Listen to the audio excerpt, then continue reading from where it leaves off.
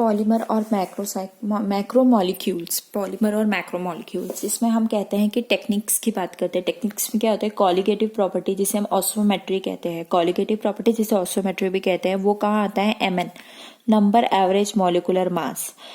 M N O P, LMN, तो मतलब यहाँ से है एल और एम मतलब light scattering and M, N and O, N means MN number of average molecular mass and osmometry. Sedimentation की बात करते हैं तो यहाँ पे आ जाता है जेड वैसे भी जेड नीचे की तरफ आता है, मतलब लास्ट का जो अल्फाबेट होता है वो जेड होता है। जेड मीन्स बाहरी जो होगा, सेडिमेंटेशन नीचे बैठ जाना। वी विस्कोसिटी एंड विस्कोसिटी, तो ये चारों जो है हमसे ये पूछा भी जाता है और ये इससे हम लिंक कर सकते हैं।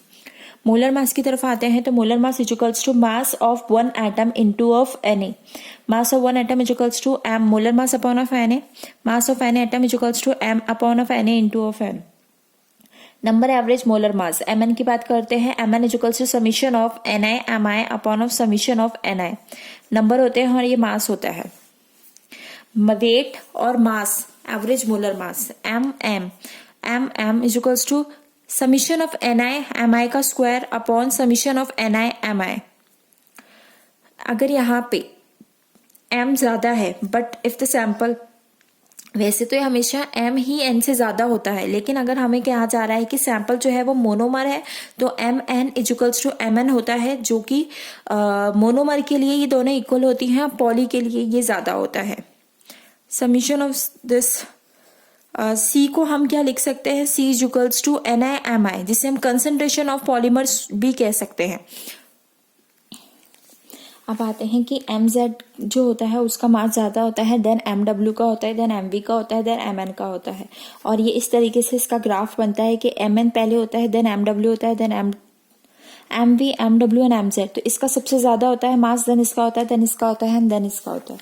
पॉलीडिस्पर्सिटी इंडेक्स, पॉलीडिस्पर्सिटी इंडेक्स में क्या होता है, dispersity of polymer, PDI is equals to m upon of Mn। Monodisperse के लिए पीडीआई की वैल्यू 1 होती है एंड पॉली के लिए होती है पीडीआई की value greater than 1। Mz is equals to Z average molar mass, Z is equals to summation of NiMi cube upon of summation of NiMi का square. Mark Houwink equation, Mark Houwink equation में क्या होता है, for determine viscosity average molar mass, to determine viscosity average molar mass, नीटा is equals to KMV minus का alpha and K जो होता है वो कांस्टेंट होता है, यानी डिपेंड किस पे करता है, पॉलीमर सॉल्वेंट पेयर पे। अल्फा की वैल्यू होती है 0.5 से 1 के बीच में होती है, depend upon the geometry and shape of the polymer. Alpha जो होता है वो geometry and shape of the polymer पे भी डिपेंड करता है। Eta is equals to KMV minus का अल्फा, यहाँ पे दोनों तरफ अगर हमने ले लिया है तो ln ऑफ नीटा is equals to ln K plus alpha ln MV। अब यहाँ से अगर हम स्लोप निकालते भी हैं, स्लोप निकाल लेंगे तो यहाँ से हमको क्या मिलेगा, ये तो हो गया हमारे पास ये, और अल्फा क्या हो गया हमारा, स्लोप हो गया, और ये हो गया intercept. K is equals to 1 upon of P, K is equals to 1 minus का P, K was the linkage and P was the probability. अब आते हैं stereo regular polymer. Stereo regular polymer example क्या होता है, जिगलर नाटा कैथलिस्ट। आइसोटेक्टिक की बात करते हैं, आइसोटेक्टिक में क्या होता है, ये इस तरीके से बने होते हैं और ये सारे सेम होते हैं, सेम स्टीरियो होती है। सिंटेक्टिक में क्या होता है, ये वाला है, देन ये वाला सेम होगा, देन ये वाला, अल्टरनेट होते हैं। अटेक्टिक एंड हेट्रोटेक्टिक की बात करते हैं तो यहाँ से रैंडम होता है। ऑस्मोटिक प्रेशर, पाई ऑस्कोमेट्री भी कहा जाता है, PV इक्वल्स टू NRT होता है, PV इक्वल्स टू NRT होता है, P equals to N upon of VRT, P equals to CRT, N upon of V equals to C, pi equals to CR।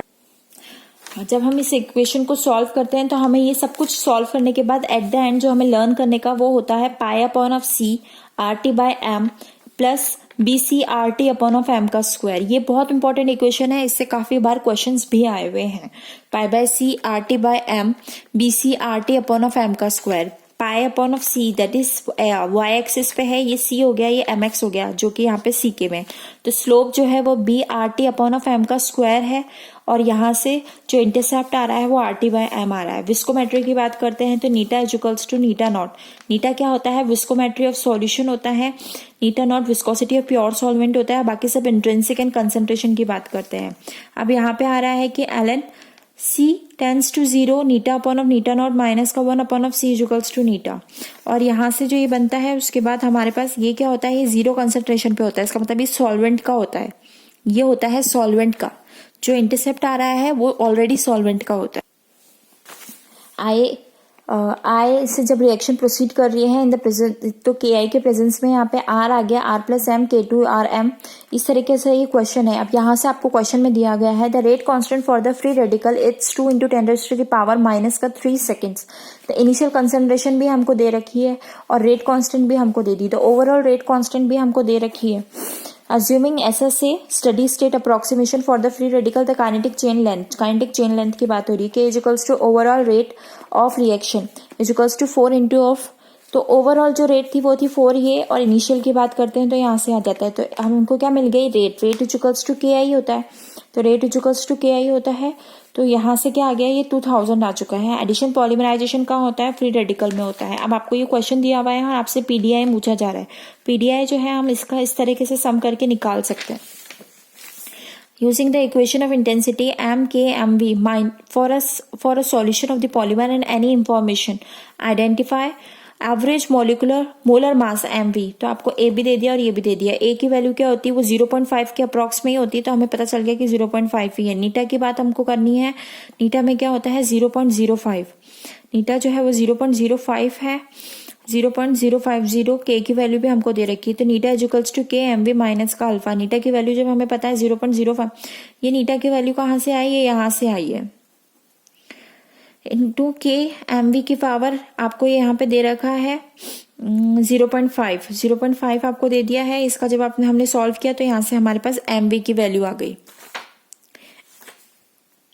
Sample experience related date the PVC formed date mn 13 दे रखा है, m 16 दे रखा है, mn और ये दे दिया है। तो वेरिएंस का जो फॉर्मूला होता है वो होता है m माइनस mn ब्रैकेट में mn। वेरिएंस का फॉर्मूला बहुत इंपॉर्टेंट है, क्वेश्चन में भी आ सकता है।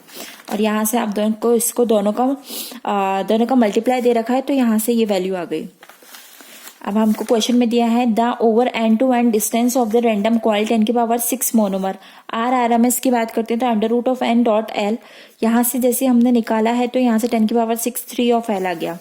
यहाँ पे होता है nx is equals to n0p x की power x minus 1 minus p का square. Total number of x is the mer unit.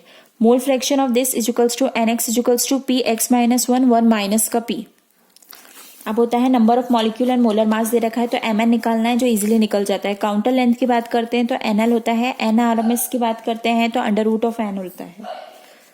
यहाँ से आपको क्वेश्चन दिया हुआ है the titrations of 4.4 gram of a polymer having a carboxylic acid end group required 11 ml of 0.02 m NaOH the average molar mass of it.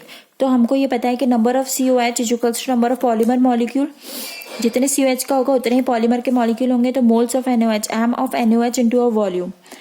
Molar कितना दे रखा है? 0.02 mole into a volume हमको इतना दे दिया है, तो यहाँ से हमारे पास मोल्स आ गए। मोल्स ऑफ COOH की बात करते हैं तो हमारे पास इतने मोल्स आ चुके हैं।